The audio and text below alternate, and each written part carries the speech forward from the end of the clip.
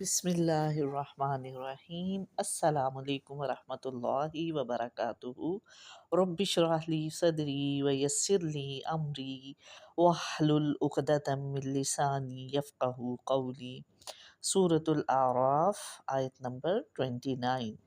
قل امر ربی بالقسط واقیموا وجوہکم عند کل مسجد وادعوہ مخلصین لہ الدین کما بدأکم تعودون۔ آپ کہہ دیجئے کہ میرے رب نے حکم دیا ہے انصاف کا، اور یہ کہ تم ہر سجدے کے وقت اپنا رخ سیدھا رکھا کرو، اور اللہ تعالیٰ کی عبادت اس طور پر کرو کہ اس عبادت کو خالص اللہ ہی کے واسطے رکھو۔ تم کو اللہ نے جس طرح شروع میں پیدا کیا اسی طرح تم دوبارہ پیدا کیے جاؤ گے۔ تو سورۃ الاعراف میں ہم اس سے پہلے یہ پڑھ رہے تھے کہ اللہ کس طرح مشرکین جو ہے انہوں نے اپنے دین کو اپنی خواہشوں کے مطابق بنایا ہوا تھا، کہ ہم نے باپ دادا کو کیونکہ اس طرح کرتے دیکھا ہے تو ہم بھی ایسے ہی کریں گے۔ چیزوں کو چھوڑ دیتے تھے، کھانے پینے کو حرام کر لینا، کپڑوں کو چھوڑ دینا کہ نہیں اب ہم مسجد جا رہے ہیں تو بالکل ہم دنیا کو ایک طرف کر کے جائیں گے۔ نہیں، یہ اللہ تعالیٰ نے حکم نہیں دیا، بلکہ اللہ تعالیٰ نے انصاف کا حکم دیا۔ اب اللہ تعالیٰ بتا رہے ہیں کہ اصل چیز کا جو اللہ تعالیٰ نے حکم دیا وہ انصاف، یعنی عدل کرو۔ لا الہ الا اللہ سب سے بڑا انصاف ہے کہ اللہ کے سوا تو کوئی الہ نہیں ہے، صرف اسی کی بات ماننی ہے اور صرف اس کی عبادت کرو، اور ہر سجدے کے وقت اپنا رخ سیدھا رکھا کرو۔ یعنی کہ ایک تو یہ کہ نماز کے وقت اپنا رخ جو ہے وہ قبلہ کی طرف کرنا، خانہ کعبہ کی طرف کرنا، اور پھر یہ کہ سجدے سے مراد یہ بھی ہے کہ اب یہ نہیں کہ صرف ہم عبادت اس کے آگے جھک رہے ہیں اور باقی جو دنیا کے کام ہیں وہ اپنی مرضی سے کر رہے ہیں۔ نہیں، پھر اب ہمیں پوری زندگی میں دیکھنا ہوگا کہ اللہ تعالیٰ نے کیا احکام دیے، اور خالص دین کو اللہ کے لیے کرنا ہے۔ یعنی کہ ہماری نیتیں بالکل خالص ہوں کہ ہم ہر عبادت، ہر دنیا کا اچھا کام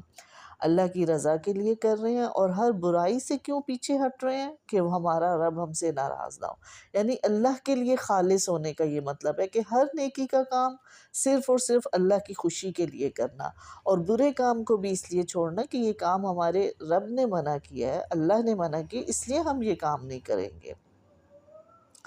اے اولاد آدم، تم مسجد کی ہر حاضری کے وقت اپنا لباس پہن لیا کرو، اور خوب کھاؤ اور پیو، اور حد سے مت نکلو، بے شک اللہ حد سے نکل جانے والوں کو پسند نہیں کرنا۔ تو خذوا زینتکم عند کل مسجد، یعنی مسجد میں جاؤ زینت کے ساتھ، گندے مندے حلیوں میں مت جاؤ، یا یہ نہیں کہ لباس پہنا ہی نہیں ہے جیسے پہلے لوگ کرتے تھے کہ اچھا اس کو بھی نیکی سمجھتے تھے۔ نہیں، اپنے آپ کو اچھا سا ڈریس اپ کر کے مسجد میں بھی جانا ہے، یا گھر میں اگر عورتیں نماز پڑھنی ہیں تو نماز کے لیے تیار ہونا یہ بھی ثواب ہے۔ اچھا سا وضو کرنا، صاف ستھرے کپڑے پہننا، اور اچھی جگہ پہ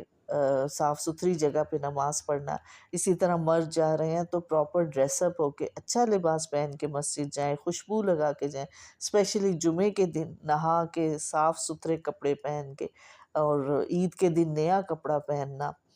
تو یہ سب چیزیں مسجد، یہ نہیں کہ ہم یہاں دنیا میں کہیں ملنے جا رہے ہیں لوگوں سے تو اپنے لباس کا خیال رکھتے ہیں، جب ہمیں نماز پڑھنی ہو یا مسجد جانا ہو تو ہمیں یہ دل میں شعور ہونا چاہیے کہ اب ہم اللہ سے ملاقات کرنے جا رہے ہیں، تو اس میں بھی ہمیں اپنے حلیے کو اچھا رکھنا ہے۔ اور کھانے پینے سے اللہ نہیں منع کرتا، نعمتوں کے استعمال سے اللہ تعالیٰ نے منع نہیں کیا، ہاں مگر اسراف نہ کرو۔ اسراف کا پہلے بھی سمجھ لیا تھا، نہ تو یہ کہ بہت زیادہ چیزوں کو اپنے اوپر سوار کر لیا اور ہر چیز پر بہت زیادہ خرچے کر رہے ہیں، کپڑوں پر ہی خرچ کرنا شروع کر دیا، کھانے پینے پر ہی ہر وقت خرچ ہو رہا ہے۔ نہیں، اس میں اعتدال ہو، کچھ تھوڑا سا اللہ کی راہ میں بھی جو کھا پی رہے اسی میں سے اللہ کی راہ میں بھی خرچ کرنا،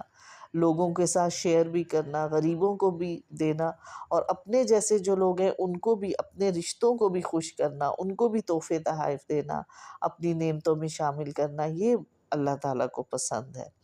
آپ فرما دیجئے اللہ تعالیٰ نے جو اسباب پیدا کیے زینت کے، اللہ نے ان کو اپنے بندوں کے لیے ہی بنایا، اور کھانے پینے کی حلال چیزوں کو کس شخص نے حرام کیا؟ یعنی اللہ تعالیٰ نے جو چیزیں حلال کر دی ہیں اب کوئی انسان اس کو حرام نہیں کر سکتا۔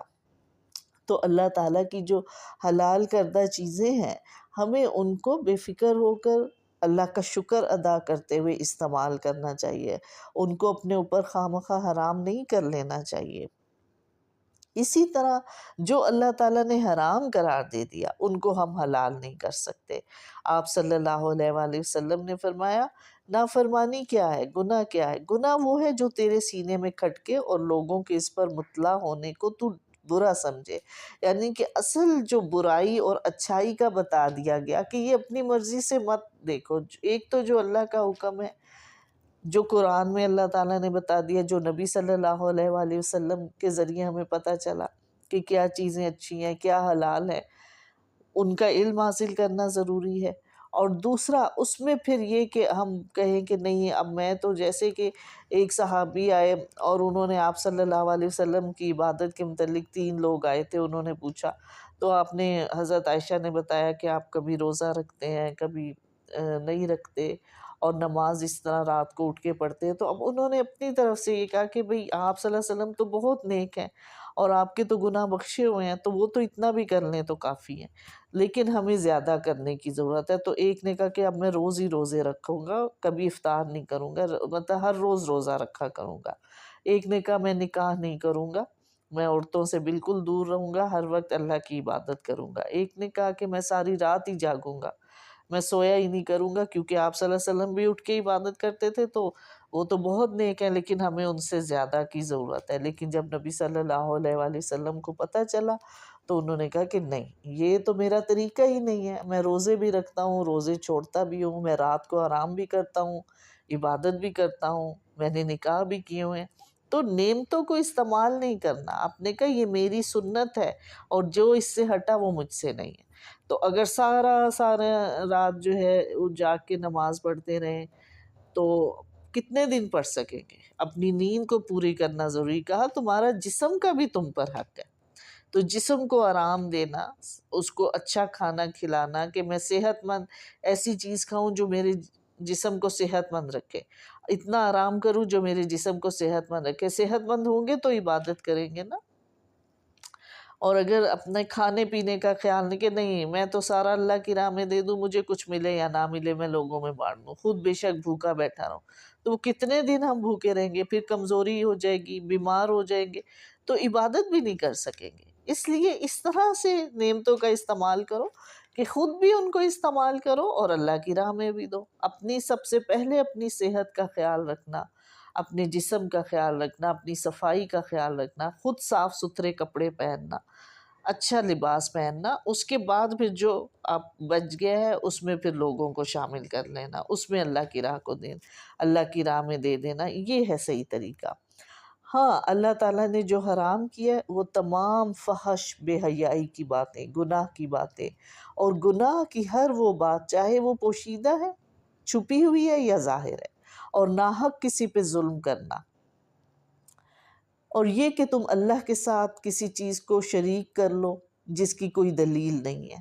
تو اللہ تعالیٰ نے کیا کیا چیزیں حرام کی ہیں؟ ایک تو یہ کہ بے حیائی کی باتیں،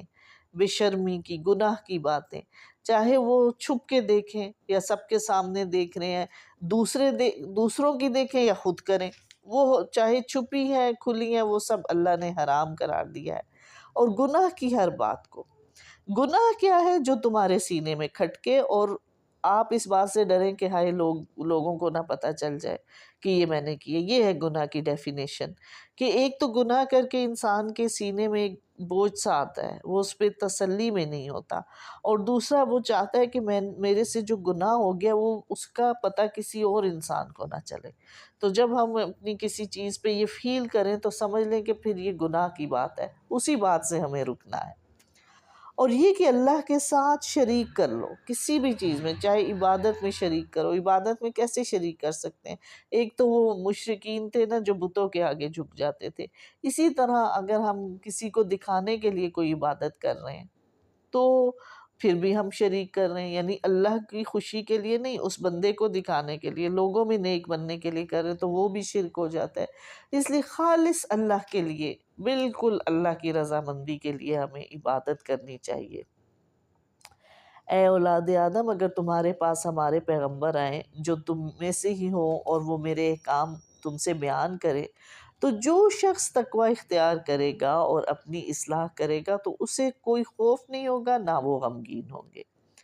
یعنی کہ جس شخص کو ہدایت مل جائے،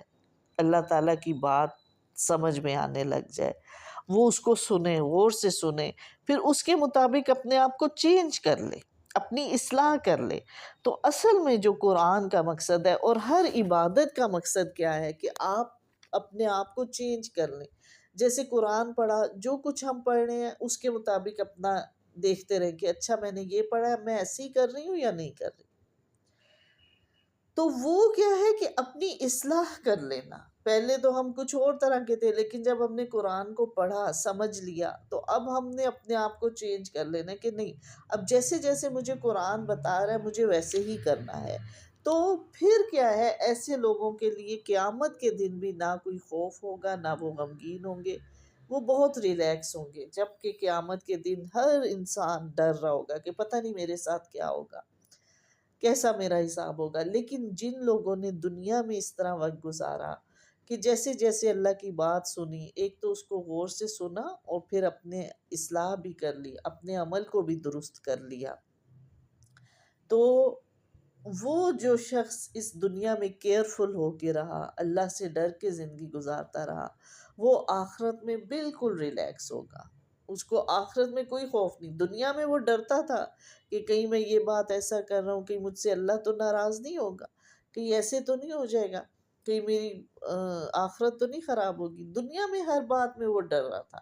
لیکن قیامت کے دن وہ بالکل ریلیکس ہوگا، اس کا خوف ختم ہوگا، کوئی اس کو غم نہیں ہوگا کہ میں کیا کر کے ہوں، کیونکہ وہ اللہ کے احکام کے مطابق زندگی گزارنے کی کوشش میں لگا رہا، محنت کرتا رہا، اس میں غلطی ہو جاتی تھی پھر اپنی اصلاح کر لیتا تھا۔ تو ایسا شخص تو قیامت کے دن بالکل ریلیکس ہوگا، اس کو کوئی غم نہیں ہوگا، کوئی اس کو فکر نہیں ہوگی، انشاءاللہ اس کا اچھا معاملہ ہو جائے گا، اچھی جزا اس کو مل جائے گی۔ لیکن جو ہمارے احکام کو جھٹلاتے رہے، تکبر کرتے رہے، یعنی تکبر کیا، ایک تو اللہ کی بات کو غور سے سنا ہی نہیں، دوسرا سن تو لیا لیکن اگنور کر دیا، عمل نہیں کیا، جب عمل کا وقت آیا تو کہا اچھا کل سے کریں گے، ابھی تو ہم جوان ہیں، بوڑھے ہو جائیں گے تو عمل کریں گے، ابھی ہم انجوائے کر لیں، نہیں، پھر یہ تکبر ہے کہ سن بھی رہے ہیں بات نہیں مان رہے۔ تو ایسے لوگوں کے لیے دوزخ ہے اور وہ اس میں ہمیشہ ہمیشہ رہیں گے۔ تو اللہ سے ہمیں یہی دعا کرنی چاہیے کہ اللہ تعالیٰ ہمارا سینہ دین کے لیے کھول دے، ہمیں اسلام کی باتیں اچھی لگنے لگیں اور دل میں تہیہ کر لیں کہ جیسے جیسے اللہ تعالیٰ نے حکم دیا ہم اس کے مطابق ہی عمل کریں گے۔ جو بات ہمیں دین کی پتہ چل رہی ہے ہم اپنی زندگی میں اس کو شامل کر لیں گے، اس سے ہٹنا نہیں ہے۔ اللہ تعالیٰ بہترین عمل کی توفیق عطا فرمائے تاکہ ہمارا انجام اچھا ہو، کیونکہ انجام عمل کے مطابق ہوگا، صرف ایمان کام نہیں آئے گا، مسلمان ہونے کے ساتھ ساتھ اپنے عمل کو درست کرنا بہت ضروری ہے۔ اور بہت اچھا عمل کریں لیکن ایمان نہ ہو صحیح، تو وہ بھی عمل بیکار ہو جائیں گے، ضائع ہو جائیں گے وہ کام کہ جو ایمان کے بغیر کیے، چاہے وہ کافروں کے کام ہوں یا مسلمان ہوتے ہوئے بھی ہم نے ریاکاری کی، کسی اور کو خوش کرنے کے لیے کر رہے ہیں، غلط طریقے سے کر رہے ہیں، اس طریقے سے نہیں کیے جو نبی صلی اللہ علیہ وسلم کا طریقہ تھا، تو وہ بھی ضائع ہو جائیں گے۔ اس لیے اپنے ایمان کی بھی فکر کرنی ہے کہ وہ خالص اللہ کے لیے اپنے دین کو کرنا ہے، ہر عبادت کو صرف اللہ کی خوشی کے لیے کرنا ہے، طریقہ کہاں سے دیکھنا ہے جو نبی صلی اللہ علیہ وآلہ وسلم نے بتایا۔ بس جب یہ دو چیزیں مل جائیں گی تو انشاءاللہ ہمارا انجام اچھا ہوگا، اللہ تعالیٰ جنت والوں میں ہمیں شامل کر دے گا۔ اور اگر اس کے علاوہ کیا، اللہ کی باتوں کو اگنور کیا، تکبر کیا، تو پھر ایسے لوگوں کا انجام جہنم ہے۔ اللہ تعالیٰ ہمیں بہترین عمل کی توفیق عطا فرمائے، آمین۔ وآخر دعوانا ان الحمد للہ رب العالمین۔